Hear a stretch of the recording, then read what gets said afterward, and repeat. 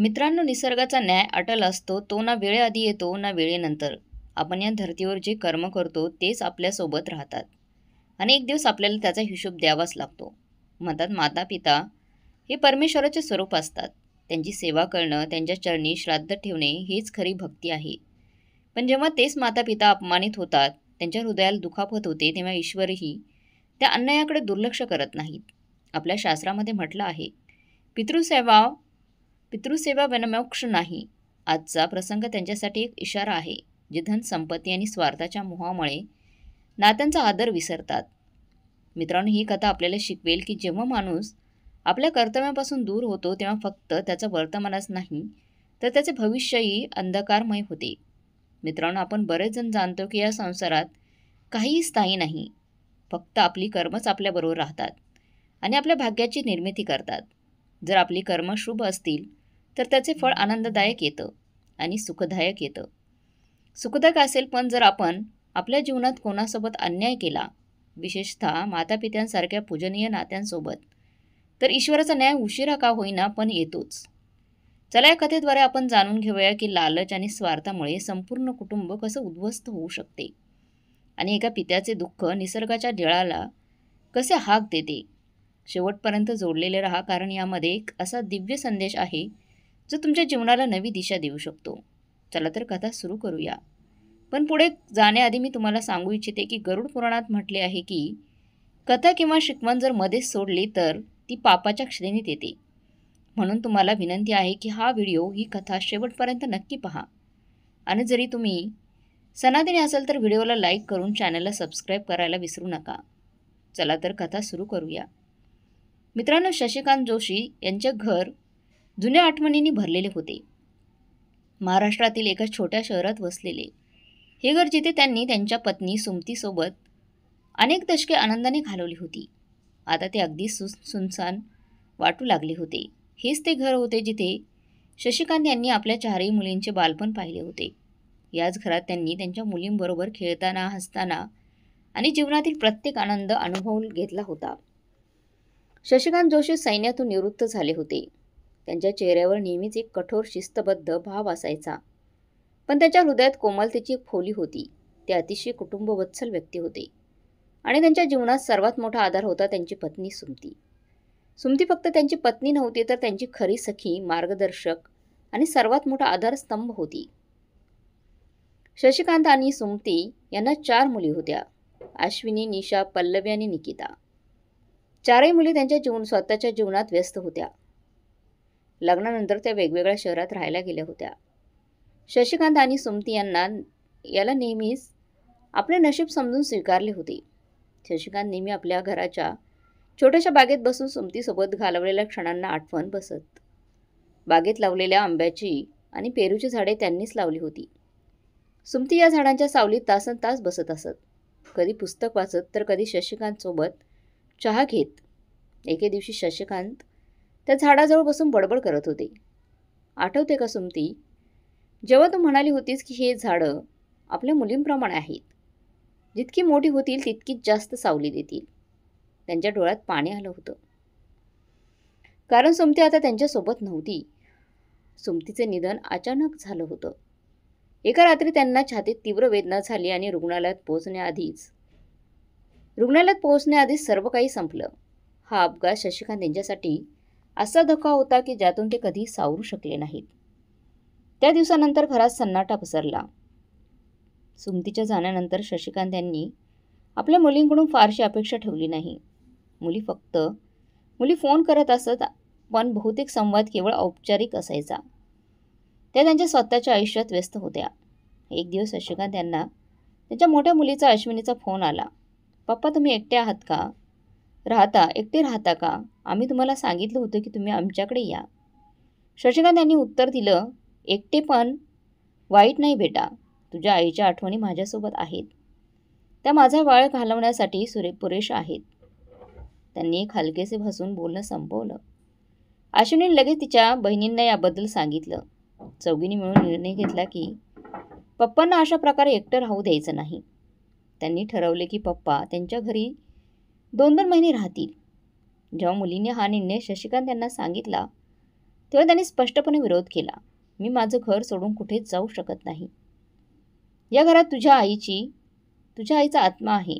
मला प्रत्येक कोपऱ्यात ती जाणवते. शशिकांत यांनी भावूक होत सांगितलं. पण मुलींनी याला त्यांचा हट समजून दबाव टाकला आणि त्यांच्या भावनांचा आदर ठेवत शेवटी शशिकांत यांनी मान्य केलं. त्यांना या गोष्टीचा आनंदच नव्हता की हा निर्णय त्यांच्या आयुष्याला कसा बदलून टाकेल. शशिकांत जोशी यांच्या जीवनात आता एका नव्या सुरुवातीची वेळ होत होती. जरी ही सुरुवात त्यांच्या मनाच्या अगदी विरुद्ध होती. आपल्या प्रिय घराला, आठवणींना आणि सुमतीच्या अस्तित्वाला सोडून जाणं त्यांच्यासाठी सोपं नव्हतं. पण मुलींच्या वारंवार आग्रहामुळे त्यांनी आपली सहमती दर्शवली. शशिकांत यांचा पहिला थांबा नाशिक होता. त्यांची मोठी मुलगी अश्विनी तिथे राहत होती. हा निर्णय यासाठी घेतला होता की मोठी मुलगी वडिलांची चांगली काळजी घेऊ शकेल. अश्विनीचा नवरा अरविंद एका खाजगी कंपनीत मॅनेजर होता आणि त्यांना 2 मुलं होती, अर्पिता आणि आरव. शशिकांत जेव्हा आपल्या जुन्या कपाटातून काही कपडे आणि आवश्यक सामान काढत होते तेव्हा त्यांची नजर त्या प्रत्येक वस्तूंवर थांबली जी त्यांना सुमतीची आठवण करून देत होती. कपाटात ठेवलेल्या सुमितीच्या जुन्या साड्या, तिचे छायाचित्र आणि तिचे लिहिलेल्या पत्राने शशिकांत त्यांच्या मनाला खोलवर हलवलं होतं. त्यांनी हलक्या आवाजात बडबडत म्हटलं, खरंच मी योग्य करतोय का? पण त्यांना याची जाणीव होती की त्यांच्या मुली त्यांच्या भल्यासाठीच तर हे सगळं करत होत्या. सकाळचा सूर्य उगवल्यावर अश्विनीचा मुलगा आरव नाशिकहून त्यांना घेण्यासाठी आला. कारमध्ये बसताना शशिकांत घराच्या उमट्यावर थांबले आणि शेवटची एक नजर पूर्ण घरावर टाकली. त्यांच्या डोळ्यात पाणी आलं होतं, पण त्यांनी आपल्या अश्रूंना पुसलं. पप्पा, तुम्ही काळजी करू नका. नाशिकमध्ये तुम्हाला चांगलं वाटेल.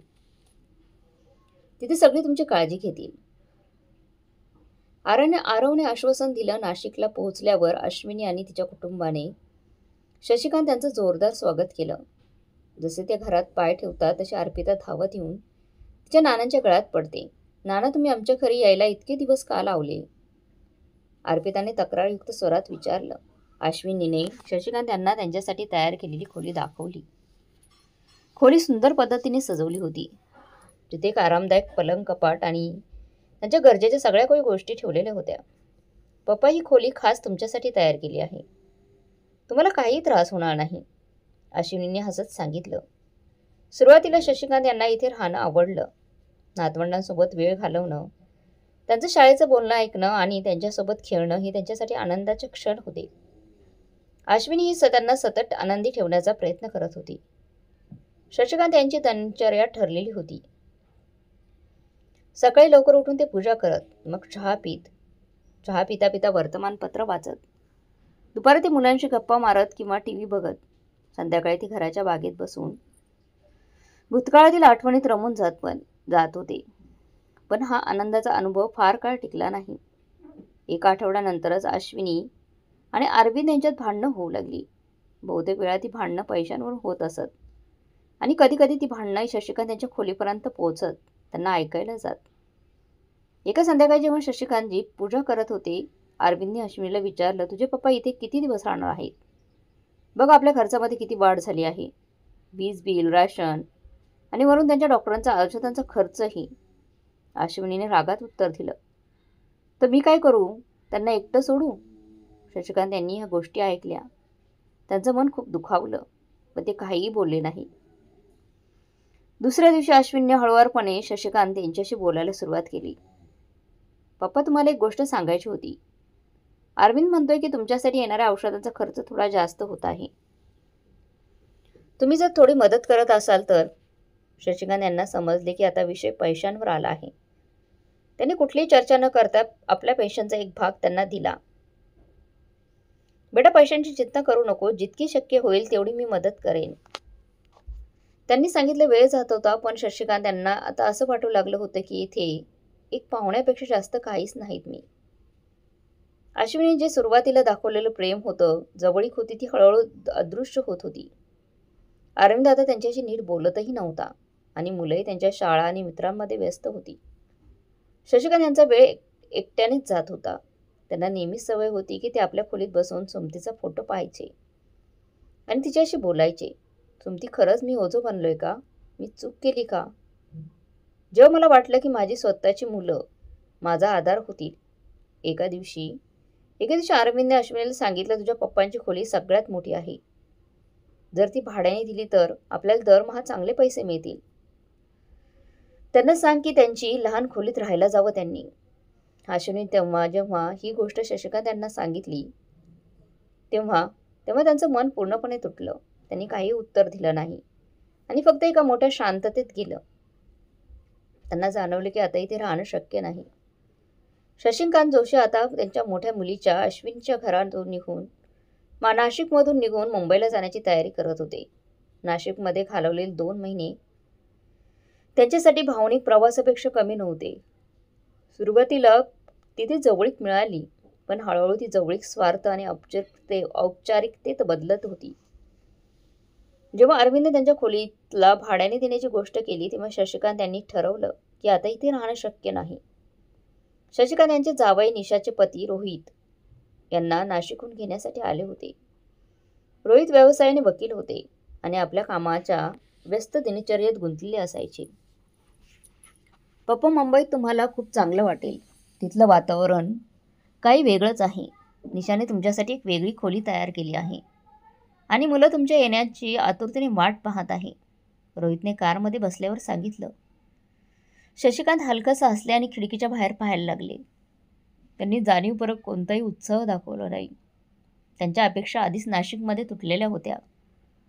मुंबईत पोहोचल्यानंतर निशा आणि तिची मुलं आर्यन आणि आभाने मोठ्या उत्साहाने शशिकांत यांचं स्वागत केलं. निशाने त्यांचा हात धरून त्यांना घरात नेलं. घर खूप मोठं होतं. शशिकांत यांनी चारही बाजूनी नजर फिरवली. आमचं घर कसं वाटलं पप्पा? निशाने हसत विचारलं. खूप छान आहे बेटा, ते खूप मेहनत घेतली आहेस. शशिकांत यांनी आनंदाने उत्तर दिलं. निशाने त्यांना एक वेगळी खोली दाखवली जी व्यवस्थित सजवलेली होती. खोलीत एक मोठं पलंग, खुर्ची, टेबल, एक टीव्ही ही ठेवलेला होता. पप्पा, ही खोली तुमच्यासाठी आहे. तुम्हाला काही हवं असेल तर फक्त मला सांगा, निशाने सांगितलं. सुरुवातीचे काही दिवस शशिकांत यांच्यासाठी आरामदायक होते. आर्यन आणि आभा त्यांच्यासोबत बसून गोष्टी ऐकायचे. शशिकांतही त्यांच्यासोबत खेळायचे आणि त्यांना आपल्या जीवनाचे अनुभव सांगायचे. एके दिवशी निशाने त्यांना बाजारात येण्यास विचारले. पप्पा, चला तुम्हाला मुंबईतील काही खास जागा दाखवते. तिथलं मार्केट खूप प्रसिद्ध आहे, तिथे जाऊया, निशाने उत्साहाने म्हटलं. शशिकांत तयार झाले. मुंबईच्या गर्दीने भरलेल्या रस्त्यावरून जाताना त्यांनी पाहिलं की शहर किती बदललेलं आहे. त्यांच्या डोळ्यात एक चमक होती, पण ही चमक लवकरच निशाच्या वास्तवतेसमोर फिकी पडणार होती. काही आठवड्यानंतरच निशाचं वागणं बोलणं बदलायला लागलं. तिच्या कामाच्या व्यस्तात वाढ झाली होती आणि ती शशिकांत यांच्याशी कमी बोलू लागली होती. जेव्हा शशिकांत यांनी काही मदतीची हवी आहे का विचारलं तेव्हा निशाने सांगितलं. पप्पा, तुम्ही आराम करा, हे सगळं करण्याची गरज नाही, पण हे फक्त दिखाव होतं. खरं तर निशा हळूहळू दाखवू लागली की शशिकांत तिथे फक्त पाहुणे आहेत, त्यापेक्षा अधिक काहीच नाहीत. एके दिवशी जेव्हा शशिकांत त्यांच्या खोलीत बसून सुमतीचा फोटो बघत होते तेव्हा निशा खोलीत आली. पप्पा, मला तुमच्याशी एक गोष्ट करायची आहे, निशा थोडं संकोच करत म्हटलं. हो बेटा, बोल, काय झालंय? शशिकांत यांनी सहज विचारलं. पप्पा, मुंबईत राहणं महाग आहे. इथे मुलांच्या शिक्षणाचा खर्च, घराचं भाडं आणि बाकी खर्च खूप जास्त होत आहेत. जर तुम्ही थोडी आम्हाला पैशांची मदत केली तर आमच्या अडचणी सोप्या होतील, निशाने हळू आवाजात सांगितलं. शशिकांत यांनी काही न बोलता त्यांच्या पेन्शनचा मग एक भाग तिला दिला. त्यांना हे समजायला वेळ लागला नाही की निशाही पैशांसाठी त्यांच्याजवळ आहे. एके संध्याकाळी रोहितने निशाला सांगितलं, पप्पांचं इथं राहणं आता कठीण होतंय. आपलं घर मोठं आहे, पण एका खोलीचा खर्च आपण आता झेपू शकत नाही. त्यांना सांग की त्यांनी दुसऱ्या ठिकाणी शिफ्ट व्हावं किंवा मावशीकडे जावं, या खोलीचं भाडं द्यावं. निशाने ही गोष्ट शशिकांत यांना सांगण्याची हिंमत केली नाही, पण तिचं वागणं बदललं. ती आता शशिकांत यांच्याशी बोलणं टाळू लागली, कमी बोलू लागली. शशिकांत यांना जाणवले की त्यांच्यासोबत जे काही होते ते योग्य होत नाहीये. काही दिवसांनी निशाने शशिकांत यांना सांगितलं, पप्पा, रोहित म्हणतोय की जर तुम्ही तुमचं जुनं घर विकून तो पैसा आम्हाला दिला तर आम्ही तुम्हाला चांगल्या सुविधा देऊ शकतो. हे घर मोठं होईल आणि तुम्हालाही आराम मिळेल. शशिकांत यांना हे ऐकून स्वतःची फसवणूक होत असल्यासारखं वाटलं. त्यांनी आपल्या घराला विकण्याच्या आधी कधीही विचारच केला नव्हता. तो घर जो सोबतीच्या आठवणीत मी भरलेला होता. निशा, तुला माहीत आहे का, ते घर माझं जीवन आहे. ते विकणं माझ्यासाठी शक्य नाही. शशिकांत यांनी कठोर स्वरात सांगितलं. निशा नाराज दाखवत म्हणाली, पप्पा, तुम्ही आमच्यासाठी काहीतरी केलं पाहिजे. आम्ही तुमच्यासाठी इतकं करत आहोत. आणि तुम्ही शशिकांत यांना समजलं होतं की निशा आणि रोहित यांच्या मनात त्यांच्या प्रती कोणतंही प्रेम नाही. निशाच्या घरी 2 महिने पूर्ण होऊ लागले होते. शशिकांत यांनी उरलेले दिवस कसंबसं काढण्याचा निर्णय घेतला. त्यांनी आपल्या तिसरी मुलगी पल्लवीला फोन केला आणि सांगितलं, पल्लवी, मी इथून निघून जायचं ठरवलं आहे. तुम्हाला न्यायला येऊ शकतेस का? पल्लवीने त्वरित मान्य केलं आणि त्यांना लातूरला बोलवलं. मुंबईत 2 महिने घालवल्यानंतर शशिकांत जोशींना जाणवलं की ते आपल्या मुलींच्या घरी फक्त एक तात्पुरता पाहुणा म्हणूनच राहिले होते. नाशिकमध्ये अश्विनी आणि आता मुंबईमध्ये निशासोबत घालवलेल्या वेळाने त्यांना हे शिकवलं की मुलींसाठी त्यांचं महत्त्व फक्त त्यांची संपत्ती आणि पेन्शन पुरतंच आहे. त्यांची तिसरी मुलगी पल्लवी लातूरमध्ये राहत होती. पल्लवीचं कुटुंब आधीपासूनच त्यांना लातूरमध्ये बोलवण्यासाठी उत्सुक होतं. तिने आणि तिच्या नवऱ्याने निखिलने फोनवर अनेकदा सांगितलं होतं, पप्पा, आमच्याकडे या. इथे तुम्हाला खूप चांगलं वाटेल. लातूरचं वातावरण मुंबईच्या तुलनेने खूप चांगलं आहे. शशिकांत यांनी पल्लवीचं म्हणणं मान्य करण्याचं ठरवलं. आता त्यांना आशा होती की कदाचित पल्लवी आणि निखिल त्यांच्यासोबत चांगलं वागतील. शशिकांत यांना लातूरला न्यायला पल्लवी स्वतः मुंबईला आली. ती एका मोठ्या आणि महागड्या गाडीत आली होती. ती आली आणि त्यांना लगेच मिठी मारत म्हणाली, पप्पा, आता तुम्ही आमच्याकडेच राहाल. तुमच्यासाठी सगळं तयार आहे. शशिकांत यांना थोडं समाधान मिळालं. त्यांनी विचार केला की कदाचित लातूरमध्ये त्यांना कुटुंबाचं प्रेम आणि जवळीक मिळेल. रस्ताभर पल्लवीने आपल्या घराबद्दल आणि लातूरबद्दल गोष्टी सांगितल्या. पप्पा, लातूर खूप सुंदर जागा आहे. इथले किल्ले आणि बाजार खूप प्रसिद्ध आहेत. तुम्हाला इथे प्रत्येक क्षण छान वाटेल. पल्लवीने उत्साहाने सांगितलं. लातूरला पोहोचल्यावर शशिकांत यांनी पल्लवीच्या घराचं भव्य दृश्य पाहिलं. 3 मजली मोठं घर, सगळीकडे महागडे सजावटीचं सामान आणि आलिशान फर्निचर. हे सगळं पाहून शशिकांत अचंबित झाले. पप्पा, हे घर तुम्हाला कसं वाटलं? पल्लवीने हसत विचारलं. खूप सुंदर आहे बेटा. तू खूप मेहनत केली आहेस आणि इतकं वैभव मिळवलं आहेस. शशिकांत यांनी प्रामाणिकपणे सांगितलं. पल्लवीने त्यांना त्यांची खोली दाखवली. ती खोली आरामदायक आणि सुंदर होती. पण शशिकांत यांच्या मनात एक प्रश्न उभा राहिला. इतकं मोठं घर आणि इतकं महाग सामान, पल्लवी आणि निखिलचं उत्पन्न इतकं जास्त आहे का? प्रारंभीचे काही दिवस खूप छान गेले. पल्लवी नेहमी त्यांच्यासोबत असायची. ती त्यांना लातूरच्या पर्यटन स्थळांना घेऊन जायची. पल्लवीचा 12 वर्षाचा मुलगा आनंद आपल्या नानांशी खूपच जवळचा झाला होता. तो सतत त्यांच्यासोबत राहायला उत्सुक असायचा. नाना, तुम्ही मला जुन्या काळाच्या कथा सांगाल का, जशा तुम्ही आईला सांगितल्या होत्या? आनंदाने उत्सुकतेने विचारले. शशिकांत यांनी हसत उत्तर दिलं, नक्कीच बेटा, तुला तर मी खूप गोष्टी सांगेन. हे ऐकून पल्लवीही हसली. पप्पा, तुमच्या गोष्टी मला देखील ऐकायच्या आहेत. तुम्ही खरंच आमचे हिरो आहात. शशिकांत यांचे हृदय वितळलं. त्यांनी विचार केला की कदाचित पल्लवीने खरंच त्यांना सच्च्या मनाने आपल्या घरी बोलवलं आहे. पण मित्रांनो, जसे जसे दिवस जाऊ लागले, पल्लवी आणि निखिल यांचा खरा स्वभाव समोर येऊ लागला. एके दिवशी जेव्हा शशिकांतजी बागेत बसले होते, तेव्हा त्यांनी पल्लवी आणि निखिल यांना जोरजोराने वाद घालताना ऐकलं. इतक्या खर्चात पप्पांना इथे ठेवणं खूप अवघड होतंय. वरून त्यांच्यासाठी वेगळी खोली तयार केली जाते. त्यात आपला किती पैसा खर्च झाला आहे माहिती आहे का तुला? निखिल म्हणाला. आपण पप्पांच्या बँक खात्याबद्दल आणि पेन्शनबद्दल बोलायला हवं, पल्लवी म्हणाली. शशिकांत यांनी हे सगळं ऐकलं पण काहीही बोलले नाहीत. त्यांच्या हृदयात पुन्हा एकदा तेच दुःख दाटून आलं, जे नाशिक आणि मुंबईत झालं होतं. काही दिवसांनी पल्लवीने थेट शशिकांत यांच्याशी बोलायचं ठरवलं. पप्पा, तुम्ही ठरवलं आहे का की तुम्ही तुमची जुनी जमीन काय करणार आहात? जर तुम्ही ती विकली तर त्या पैशाने आम्ही इथे तुमच्यासाठी एक छोटंसं घर घेऊ शकतो. तुम्हाला वारंवार इकडे तिकडे जायची गरज भासणार नाही.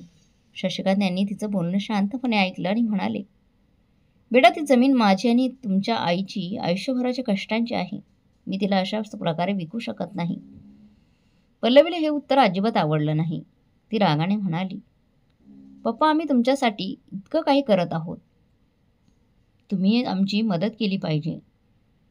पल्लवीचा पती निखिलनेही तिचं समर्थन केलं. पप्पा, तुम्ही आम्हाला मदत केली पाहिजे. या घराचा खर्च आणि तुमच्या औषधांचा खर्च सतत वाढतोय. हे सगळं सांभाळणं अवघड होऊन बसलं आहे. शशिकांत यांनी खोल श्वास घेतला. त्यांना आता पूर्णपणे समजलं होतं की पल्लवी आणि निखिल यांचं प्रेम फक्त दिखावा आहे. एके दिवशी पल्लवीने शशिकांत यांच्यासमोर त्यांच्या पेन्शन आणि बँक बॅलन्सचा हिशोब मागितला. तिने असं सांगितलं की ती हे सगळं यासाठी करत आहे की त्यांच्या भविष्याची योग्य काळजी घेता येईल. पप्पा, मी तुमची जबाबदारी उचलू इच्छिते, पण त्यासाठी मला तुमच्या आर्थिक स्थितीची माहिती हवी.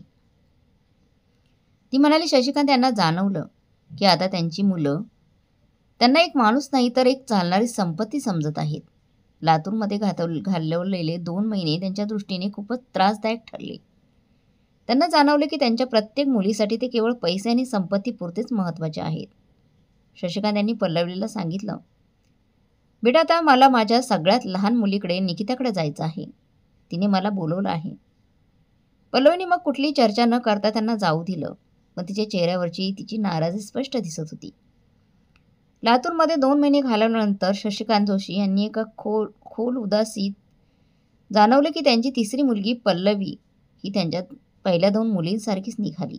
फक्त स्वार्थी आणि लोभाने भरलेली होती. त्यांना त्यांची सगळ्यात लहान मुलगी निकिताकडे पुण्याला जायचा निर्णय त्यांनी घेतला. त्यांच्यासाठी शेवटची आशा होती निकिता. आत्तापर्यंत नेहमी फोनवर असं सांगत होती की ती पप्पांवर खूप प्रेम करते आणि त्यांच्यासाठी काही करू शकते. शशिकांत यांना विश्वास होता की कदाचित त्यांची सगळ्यात लहान मुलगी त्यांच्यावर खरं प्रेम करते. जेव्हा पल्लवीला कळाले की शशिकांत आता निकिताकडे पुण्याला जाणार आहेत, तेव्हा तिने दाखवण्याचा प्रयत्न केला की याबद्दल आनंदी आहे. पप्पा, निकिता नेहमीच तुमची लाडकी राहिली आहे. मला खात्री आहे की ती तुमची काळजी घेईल. आम्हाला सगळ्यांपेक्षा चांगल्या प्रकारे घेईल ती. तिचं घरही मोठं आहे आणि तिच्या आयुष्यात फक्त जास्त जबाबदाऱ्या नाहीत. पल्लवीने हसत म्हटलं. शशिकांत यांना पल्लवीच्या बोलण्यात लपलेला व्यंग समजला, पण त्यांनी शांत राहणं योग्य समजलं. पुण्यापर्यंतचा प्रवास लांबचा होता, पण निकिताने या गोष्टीची काळजी घेतली की पप्पांना कोणत्याही प्रकारचा त्रास होऊ नये. तिने फ्लाईटचं तिकीट बुक केलं आणि तिचा पती मनीषसोबत एअरपोर्टवर त्यांना घ्यायला आली. पप्पा, आता तुम्ही माझी जबाबदारी आहात. इथे तुम्हाला कोणतीही अडचण येणार नाही, निकिताने त्यांना मिठी मारत म्हटलं. शशिकांत यांना हे ऐकून खूप समाधान वाटलं. त्यांच्या मनात एक आशा निर्माण झाली की कदाचित पुण्यात त्यांचं जीवन थोडं चांगलं जाईल. निकिताचा एक भला मोठा भव्य बंगला होता. चारी बाजूला हिरवळ, मोठी बाल्कनी आणि प्रत्येक गोष्टीत आधुनिकतेची झलक होती. शशिकांत यांना पाहून मनीष म्हणाला, पप्पा, तुमची खोली तयार आहे. मी तुमच्या आरामासाठी सगळ्या गोष्टींचा विचार केला आहे. शशिकांत यांनी देवाचं नाव घेऊन मनात प्रार्थना केली की कदाचित आता त्यांचा शोध संपेल आणि त्यांना कुटुंबाचं खरं प्रेम, आपलेपणा मिळेल. खरंच ती खोली भव्य आणि आरामदायक होती. त्यात मोठा पलंग, वातानुकूलित एक जागा आणि एक खाजगी बाथरूम होतं. निकिता आणि शशिकांत यांच्यासाठी एक आरामदायक खुर्ची आणि एक छोटी लायब्ररीही तयार केली होती. पप्पा, इथे तुम्हाला अगदी आपल्या घरासारखं वाटेल, निकिताने हसत सांगितलं. पुण्यातले सुरुवातीचे दिवस शशिकांत यांच्यासाठी सुखद आणि शांततेचे होते. निकिता आणि मनीष दोघांनी दाखवण्याचा पूर्ण प्रयत्न केला की ते शशिकांत यांची खूप काळजी घेत आहे. निकिता रोज सकाळी त्यांच्या खोलीत जाऊन त्यांच्याशी गप्पा मारायची आणि त्यांना त्यांच्या आवडती भाजी वाढायची आणि त्यांच्या आरोग्याची पूर्ण काळजी घ्यायची. मनीषनेही त्यांच्या पुण्याच्या प्रमुख ठिकाणी असेच ओशो गार्डन, शनिवारवाडा आणि महाबळेश्वर दाखवलं. पप्पा, तुमच्यासोबत वेळ घालवायला मला खूप चांगलं वाटतंय, निकिताने मग एक दिवशी सांगितलं. शशिकांत यांना हे सगळं पाहून वाटलं की कदाचित त्यांचा विचार चुकीचा होता. त्यांना विचार केला की त्यांची सर्वात लहान मुलगी खरंच त्यांच्यावर धावणारे नाहीत. तुम्ही सगळ्यांना मला वेगवेगळ्या शहरात तुमच्या घरी बोलवलं, पण तो प्रेम नव्हतं, तो केवळ दिखावा होता. मला फक्त एक ओझं समजलं गेलं. आता मी तुमच्यासोबत कोणतीही तडजोड करू शकत नाही. पल्लवीने सांगण्याचा प्रयत्न केला, पप्पा, आम्ही फक्त तुमचं भलं करत इच्छितो. जर तुम्ही आम्हाला पैसे दिले तर आम्ही तुमच्यासाठी चांगली व्यवस्था करू शकतो. शशिकांत यांनी खोल श्वास घेतला आणि उत्तर दिलं, माझ्यासाठी सर्वात चांगली व्यवस्था आहे की मी जिथे आहे तिथेच राहावं. माझी पेन्शन माझी आहे. आता तुम्ही सगळ्यांनी या विषयावर माझ्याशी अजिबात चर्चा करू नका. आत्तापर्यंत शांत असलेले आत्तापर्यंत ते शांत असलेले गणपत हा वादावाद पाहत होते. त्यांनी म्हटलं, तुम्ही लोक इथे का आलात? जर तुम्हाला तुमच्या वडिलांची काळजी असती तर तुम्ही त्यांना वृद्धाश्रमात जाण्यासाठी भाग पाडलं नसतं. हे घर त्यांचं आहे. तुम्ही सगळे इथे केवळ तुमच्या फायद्यासाठी आलात. आता जर तुम्हाला अजून काही बोलायचं असेल तर ते कुठेतरी बाहेर जाऊन बोला. गणपत यांच्या कठोर शब्दांनी मुलींची बोलती बंद केली. त्या निराश होऊन परत गेल्या. पण जाताना त्यांनी शशिकांत यांना ही चेतावणी दिली की त्या हा विषय इथेच संपवणार नाहीत. मुलींच्या वागणुकीने शशिकांत अधिक बळकट झाले. त्यांनी गणपत यांना म्हटलं, भाऊ, आता मला माझं आयुष्य माझ्या पद्धतीने जगायचं आहे. मी तुमचा आभारी आहे की तुम्ही मला हा आसरा आणि आदर दिला. पण आता मला माझ्या मुलींना पूर्णपणे सरळ करावं लागेल. गणपत यांनी मान्य केलं आणि म्हटलं, शशिकांत, तुला जे योग्य वाटेल तेच कर. आता तुझं समाधान सगळ्यात महत्त्वाचं आहे. काही दिवसानंतर वृद्धाश्रमातील काही जुने मित्र त्यांच्यामध्ये अरुण कर्णिक देखील होते. ते कोल्हापूरमधील शशिकांत यांना भेटायला आले. त्यांना शशिकांत यांच्याबद्दल कळले होते आणि ते त्यांना पाहून खूप आनंदी झाले. जोशी साहेब, तुम्ही इथे किती आनंदी दिसत आहात. हे पाहून आम्हाला आनंद झाला. अरुण म्हणाले, ही भेट शशिकांत यांच्यासाठी एक नवीन आशा घेऊन आली. त्यांना जाणवले की आयुष्यात खरं सुख हे निस्वार्थ नात्यामध्ये आहे. मग ते रक्ताच्या नात्यामध्ये असो किंवा मैत्रीच्या. कोल्हापुरात आपल्या मोठ्या भावाच्या कुटुंबासोबत राहून शशिकांत जोशी यांनी आयुष्यात प्रथमच खऱ्या आपलेपणाचा अनुभव घेतला. खूप काळानंतर त्यांना जाणवले की ते कुणासाठी तरी महत्त्वाचे आहेत. शशिकांत यांनी शांतपणे म्हटलं, भाऊ, मी या सगळ्यावर बोलून खूप थकलो आहे. आता मला फक्त शांतता हवी आहे. पण हो, यावेळी मी त्यांना उत्तर देईन. आता अजून सहन होणार नाही. शशिकांत यांनी मोहित मोरे यांना सांगितलं, मी माझ्या संपत्तीचे एक भाग वृद्धाश्रमाला दान करू इच्छितो आणि उर्वरित भाग गणपतच्या कुटुंबाच्या नावाने मला करायचा आहे. माझ्या आयुष्याचा शेवटचा आधार हेच कुटुंब आहे. मोहित मोरे यांनी त्वरित कायदेशीर कागदपत्रे तयार केली. जेव्हा मुलीने ही बातमी समजली तेव्हा त्या रागाने आल्या आणि भेटल्या. अश्विनीने फोनवर म्हटलं, पप्पा, तुम्ही हे कसं करू शकता? आम्ही तुमच्या मुली आहोत. तुमचं सगळं आमचं आहे हो. आमचा हक्क आहे. शशिकांत यांनी शांत स्वरात उत्तर दिलं, बेटाप्रमाणे दिलेली प्रत्येक गोष्ट हक्क असते. पण जी गोष्ट जबरदस्तीने घेतली जाते ती हक्क नाही, ती जबरदस्ती असते. मी तुम्हाला जन्म दिला, तुमचं संगोपन केलं. पण आता मला माझ्यासाठी जगायचं आहे. मी तुमच्यासाठी सगळं केलं आणि बदल्यात तुम्ही मला काय दिलं? या घटनेनंतर शशिकांत यांनी त्यांच्या आयुष्याचा नवीन अध्याय सुरू करण्याचा निर्णय घेतला. त्यांनी नाशिकच्या घराला विकायचं ठरवलं आणि त्यातून मिळालेल्या पैशाचा एक भाग गणपतच्या कुटुंबाला दिला. कोल्हापूरमध्ये आता शशिकांत यांचं नवीन आयुष्य होतं. त्यांना जाणवलं की खरं प्रेम आणि आदर फक्त त्यांच्याकडूनच मिळतो जे निस्वार्थ आणि खऱ्या मनाचे असतात. कोल्हापूरमध्ये गणपतच्या कुटुंबासोबत घालवलेले काही महिने शशिकांत जोशी यांच्यासाठी समाधानकारक आणि शांततापूर्ण होते. कायदेशीर लढाई असूनही त्यांनी नवीन सुरुवात करण्याचा निर्धार केला. त्यांच्या आयुष्यात गणपत यांचं कुटुंब आणि वृद्धाश्रमातील मित्रांचा आधार होता, ज्यांनी त्यांना नेहमी धीर दिला होता, आधार दिला होता. शशिकांत यांनी त्यांच्या जुन्या घराला विकायचं ठरवलं आणि मोहित मोरे यांच्याकडून कायदेशीर कागदपत्र तयार करून घेतली. नाशिकच्या घराच्या विक्रीतून मिळालेल्या रकमेपैकी मोठा भाग त्यांनी वृद्धाश्रमाला दान दिला आणि उर्वरित रक्कम गणपतच्या कुटुंबाला दिली. भाऊ, हा पैसा तुम्ही आणि तुमचं कुटुंब चांगल्या प्रकारे वापरू शकता. तुमचे जेवढं मोठं उपकार होईल त्याची परतफेड मी कधीच करू शकणार नाही. पण माझ्याकडून हा छोटासा आधाराचा प्रयत्न आहे. शशिकांत भाऊक होऊन म्हणाले. गणपत यांनी शशिकांत यांना मिठी मारली आणि म्हणाले, भाऊ, हे सगळं तुमच्या निर्मल मनाचा परिणाम आहे. आता तुम्ही चिंता करू नका. आम्ही सगळे तुमच्यासोबत आहोत. जेव्हा शशिकांत यांच्या मुलींना कळालं की त्यांनी त्यांच्या संपत्तीचा मोठा भाग वृद्धाश्रम आणि गणपतीच्या कुटुंबाला दिला आहे, तेव्हा त्यांनी शेवटचा प्रयत्न करायचं ठरवलं. त्या कोल्हापूरला आल्या आणि शशिकांत यांच्यासमोर उभ्या राहिल्या. पप्पा, तुम्ही खरंच आम्हाला सोडून हे सगळं करू शकता? आम्ही तुमच्या स्वतःच्या मुली आहोत. तुम्ही आम्हाला असं दुर्लक्षित करू शकता का? असं का केलं बाबा? निकिताने अश्रूंनी भरलेल्या स्वरात विचारलं. शशिकांत यांनी शांतपणे उत्तर दिलं, बेटा, तुम्ही सगळ्यांनी माझ्यासोबत जे काही केलं ते माझ्या आत्मेला दुखवणारं होतं. तुम्ही मला फक्त पैशांचा स्रोत समजलत, पेन्शनचा स्रोत समजलत, एक वडील नाही. मी तुमच्यासाठी सगळं केलं, पण आता मला शांतता हवी आहे. हे माझं आयुष्य आहे आणि मला जे योग्य वाटेल तेच मी केलं. मुली शशिकांत त्यांचं बोलणं ऐकून निराश होऊन मान्य केलं त्यांनी, की त्यांच्या वडील आता त्यांच्या कोणत्याही दबावाखाली येणार नाही. शशिकांत यांनी कोल्हापूरमध्ये नवीन सुरुवात केली. त्यांनी गणपत यांच्यासोबत राहून आयुष्यातील प्रत्येक छोट्या-मोठ्या आनंदाला अनुभवायला सुरुवात केली. त्यांनी मुलांसोबत खेळणं, त्यांच्यासोबत हसणं, बोलणं आणि दिवसांच्या आठवणी ताज्या करणं सुरू केलं. गणपत यांच्या कुटुंबाने शशिकांत यांना त्यांच्या कुटुंबाचा भाग बनवलं होतं. वृद्धाश्रमातील काही जुने मित्र जसे अरुण कर्णिक आणि सुमित्रा देवी कोल्हापूरमध्ये होते. शशिकांत यांना भेटायला यायचे. त्यांनी शशिकांत यांच्यासोबत आपले अनुभव शेअर केले आणि काही वेळ त्यांच्यासोबत घालवायचे ते. जोशी साहेब, तुम्ही इथे खूप आनंदी दिसता. हे पाहून मनाला खूप समाधान मिळतं. अरुण म्हणाले, होय, आता मला समजलं आहे की आयुष्यात खरं सुख कुठे मिळतं. ते अशा लोकांसोबत मिळतं जे निस्वार्थी असतात. शशिकांतजी हसले, म्हणाले, काळ पुढे जात राहिला असाच. आणि शशिकांत यांनी त्यांच्या आयुष्यातील शेवटचे दिवस आनंदाने घालवण्याचा पूर्णपणे प्रयत्न केला. त्यांनी गणपतच्या कुटुंबासोबत त्यांचे प्रत्येक दिवस आनंदाने साजरे केले.